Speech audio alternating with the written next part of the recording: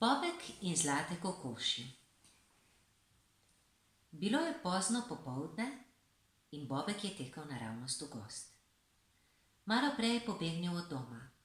Na vse je bil hud in je sklenil, da gre in ne pride nikoli več. Tekel daleč v neznano, ko je naenkrat zaslišal glasove.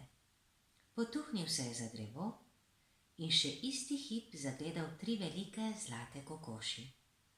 Imele so zlate kljune, zlate rože na glavah, ena za drugo so hodile in ponavljale brez konca. Ko, zlato proso, skledici naši prekrilo bo dno. Ko, v zrnju je to, kar je bilo in kar je in kar bo. Čudno, si je mislil Bobek, od kod so se vzele in kdo sploh so?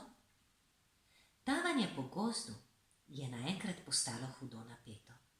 Smukal se je od drevesa do drevesa in jim previdno sledil. Čez čas je zagledal hišico, ki je stala na kurjih nogah, imela je zlata okna, vrh strehe pa veliko zlato jajce. Kokoši so se namelile naravnost vanjo, skočile so na lestev, potem spretno navzgor in izginile skozi vrata. Potiho se je miril Bobek, ko je lezel za njimi. Pokukal je skozi ključavnico in zagledal veliko bleščečo skledo, najlepšo, kar jih je kdaj videl. V njej pa kaj se je bleščalo? Zrnje? Proso? Ja, zlato proso. Kokoši so ga zobale, ko so se najedle, pa so sedle v gnezda in znesle vsaka svoje jajce. Bila so tako svetla, da je Bobek kar osupnil. Iz ust mu je ušel čisto majhen tih, a vendar dovolj jasen, da so ga kokoši slišale. Že so pritekle iz hišice, že so ga grabile za srajco in ga vlekle k sebi. Glejte ga, lumpa, jajca je hotel, naša zlata jajca so vreščale. A Bobek se je branil. Kakšna jajca? Kaj bom z njimi? Res jih nisem hotel ukrasti, še vedel nisem, da sploh so. Po gozdu sem hodil in ko sem vas videl, sem stopil za vami, to je vse. Vse? Prav zares, jaz ne lažem, nikoli, jaz sem Bobek. Kdo? Bobek. Prišel sem v gozd, da si postavim hišico. Sosedje bomo, ker danes sem hud in ne grem več domov. To se je kokošim zdelo zanimivo. Pa veš, kako je biti sam, so ga vprašale. Vem, je rekel Bobek. Zase skrbiš in delaš, kar hočeš. To si že dolgo želim. Ampak veš, so rekle kokoši, zdaj so postale kar nekam bolj dobrodušne. Včasih se takrat, ko gre za res, malo zatakne. Pogumen si nikaj, a naj ti vseeno damo ta 3 jajca. Čudno moč imajo. Če boš v stiski in si boš kaj res močno želel, jih razbi enega po enega. Ne bodo ti odveč. To je bilo Bobku všeč. Vzel je zlata jajca, jih položil v torbico in se zahvalil. Potem je odšel, 1, 2, naprej skozi gozd. Hodil je, gledal, nikjer nobene hišice, še gozdne koče ne. Začelo se je temniti, okoli njega pa samo drevesa in mračno grmovje.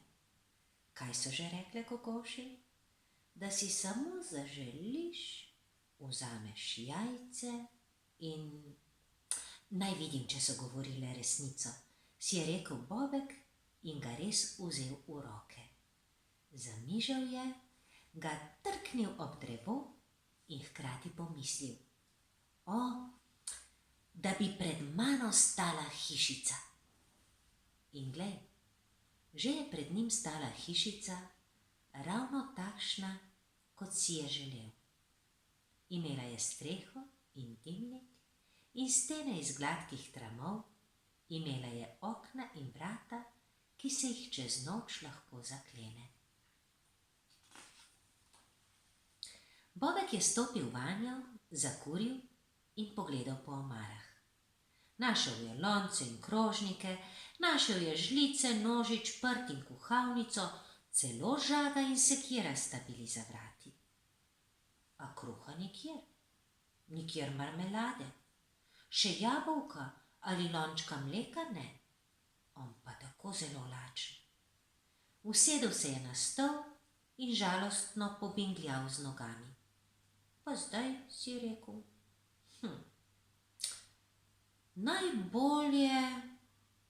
najbolje, da razbijem še eno jajce. Eno mi tako in tako še zmeraj ostane.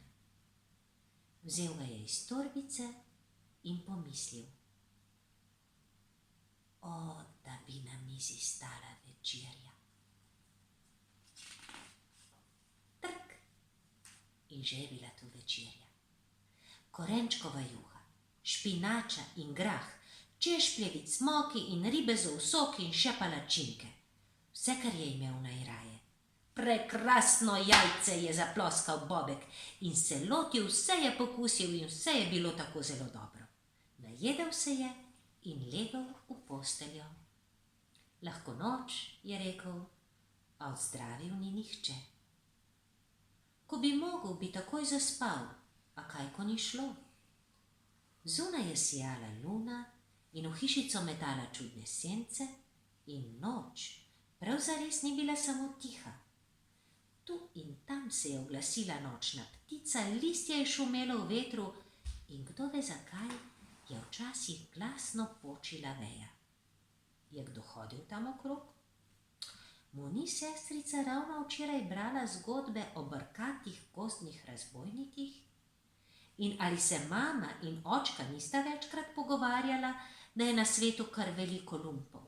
Še dobro, da so vrata trdna in zaklenjena. Doma ležita z bratcem v isti sobi, lahko molčita ali klepetata, lahko za šalo štejeta do 100. Zdaj pa, ali ni spet nekaj zašumelo? Kaj? Joj, kdo? Bobek je skočil po konci, še sam ni vedel, kdaj je zgrabil tretje jajce, ga razbil in pomislil, da bi bil spet doma, samo doma. In že se je znašel v topli kuhinji med mamo, očetom, bratcem in sestrico. Pošteno jih je že skrbelo. Bobek, Bobek, kje si bil, so spraševali. In Bobek je, tako kot ponavadi, povedal po resnici. O hišici v gozdu je povedal, o zlatih kokoših in o jajcih, ki izpolnijo vsako željo. Nihče mu ni verjel, a Bobek je vedel, ko bo velik, poišče kokoši še enkrat. Za jajca jih poprosi, vendar jih takrat porabi drugače, pomislil bo, pošteno pomislil in rekel, naj na svetu ne bo nič več lumpov. In če se to zgodi, zakaj bi se kdorkoli in kjerkoli sploh še bal?